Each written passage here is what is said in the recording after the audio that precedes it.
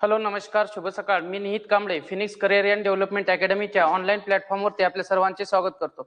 आजचा आपला काळ काम वेगचा हा सेकंड पार्ट. ठीक आहे.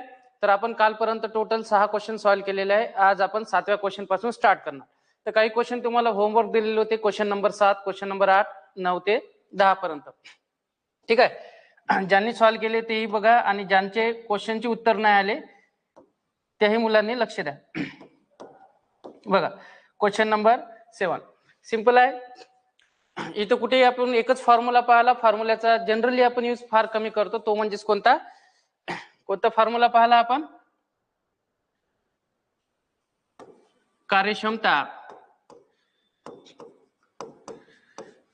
गुणिला दिवस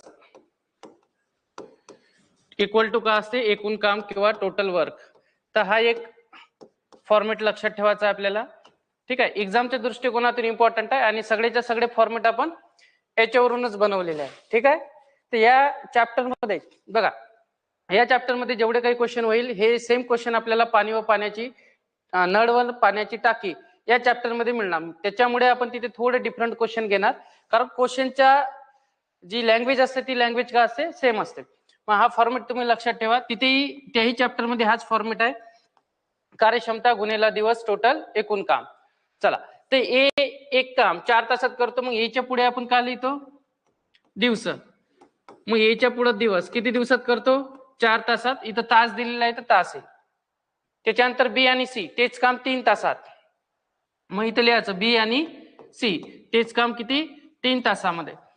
त्याच्यानंतर ए आणि सी तेच काम किती? 2 तासामध्ये. ए आणि सी, ए प्लस सी तेच काम किती? 2 तासामध्ये. आता याच्यानंतर काढतो आपण एकूण काम. एकूण काम काढताना आपण काय लक्षात ठेवतो? लसावी काढतो. याच्या अगोदर आपण लसावी काढलेला आहे की नाही? 4, 3 आणि 2 चा लसावी किती होईल? 12. मग हे झालं एकूण काम. एकूण काम याच्यावरून काढतो आपण इफिशियन्सी, कार्यक्षमता. काय करतो? एकूण काम भागाकारामध्ये दिवस किंवा तास. मग 12 भागीला 4 म्हणजे किती होईल? 3. 12 भागीला 3 म्हणजे किती? 4. आणि 12 भागीला 2 म्हणजेच किती होईल?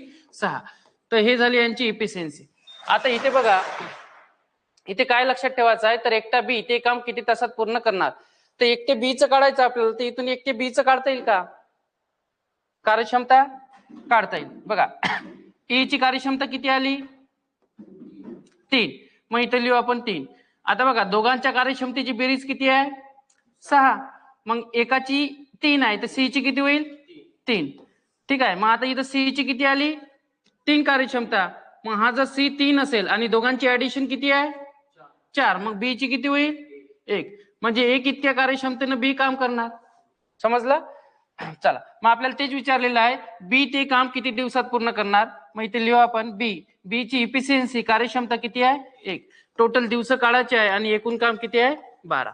मग काय करतो आपण? 12 भागीला एकूण दिवस किंवा इफिशियन्सी डिवायडेड बाय 1 म्हणजेच किती होईल? 12 दिवस.